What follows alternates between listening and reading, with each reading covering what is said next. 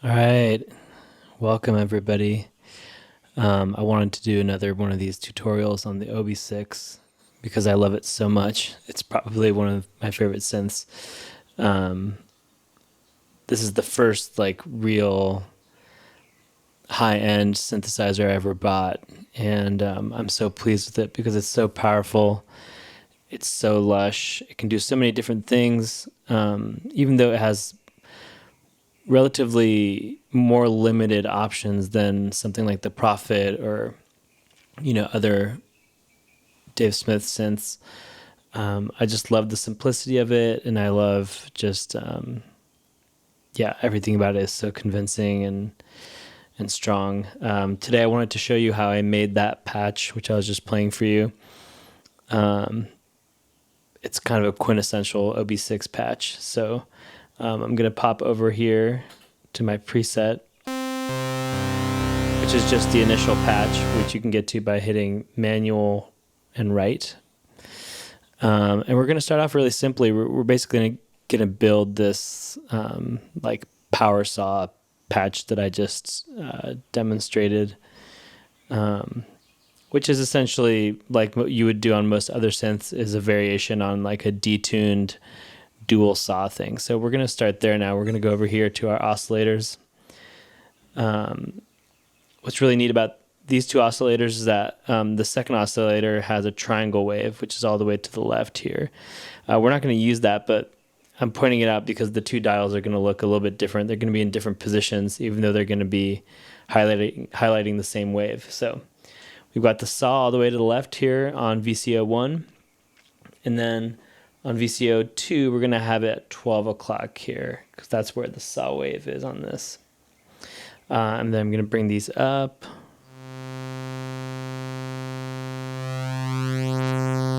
So already there's a little bit of detune happening. I'm not going to synchronize them because then they'll be perfectly in tune. I want that kind of drift between them. I'm actually going to make this one a little sharp. So here you get that. With the sync, it's a lot more like in phase, so it's a lot punchier, but we kind of want that detuned drift. Okay, and then we've got, in our mixer, we've got both of these all the way up. We want the tracking on full. And then we're going to move on to the amp envelope, or to the filter envelope. So with this one, we're going to use a negative amount, which means that the filter is going to close as opposed to open as it would in the positive section. So we're going to have this on basically full for now, resonance down. And I'm going to bring in some of this amp envelope. So basically I just want the bite of the filter opening up, or just the bite of the filter as it is all the way opened, and then it's going to close and darken.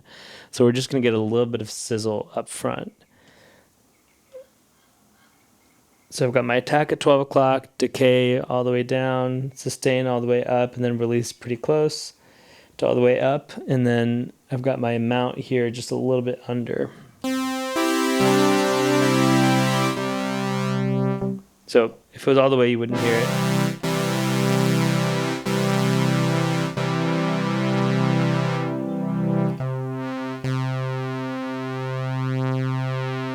So here we've got a little bit of bite at the beginning,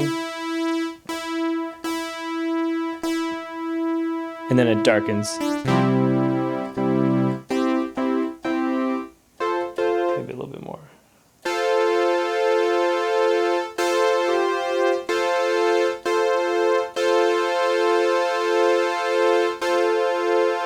Great.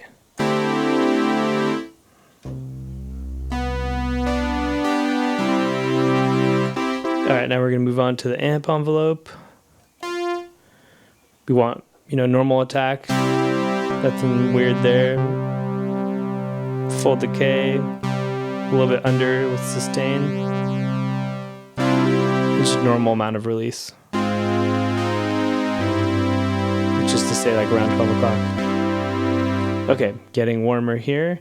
Now I'm going to add a little bit of the sub octave. And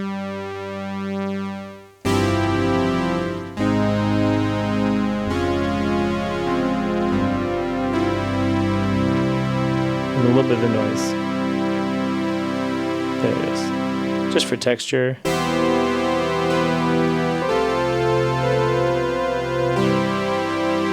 Get a little closer. Make sure this is on low pass. A little bit of stereo spread. And now the magic sauce is going to be this stereo chorus.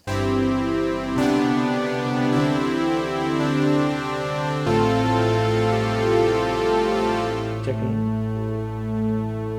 a little bit faster here.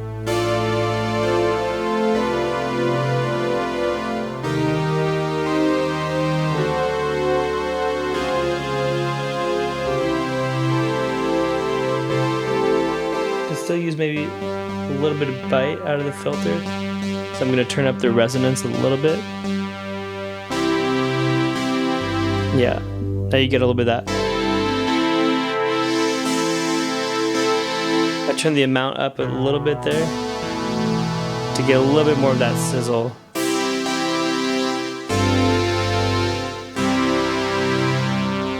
I turn the release down.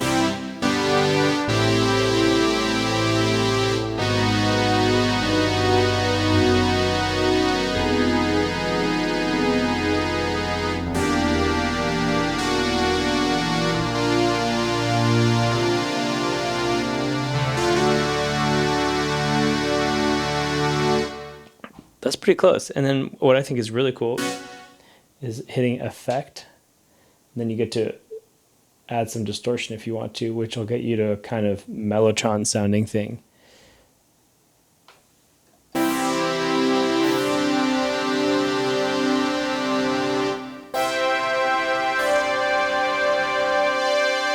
definitely play with that if you haven't. And then as a bonus, I've added this this LFO here, which is the, I've got it on random, and I've got it assigned to VCO2 and filter mode. And what this is going to do is, oops, I got the wrong shape there. Make sure the frequency. It has this like just awesome kind of disruptive effect there. It's really cool. You can add it to both.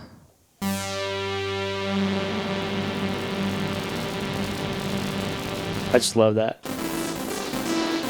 You can do so much with that. Like end a song, like if you have the arpeggiator on and then hold.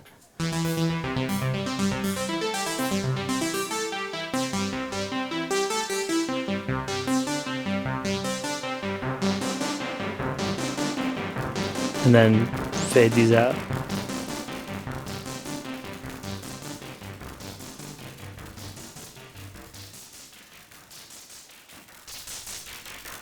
Then bring your noise up.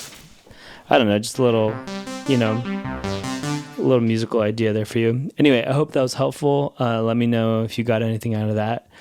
And, you know, keep chipping away at the synthesizer because it's so cool. See you for the next one.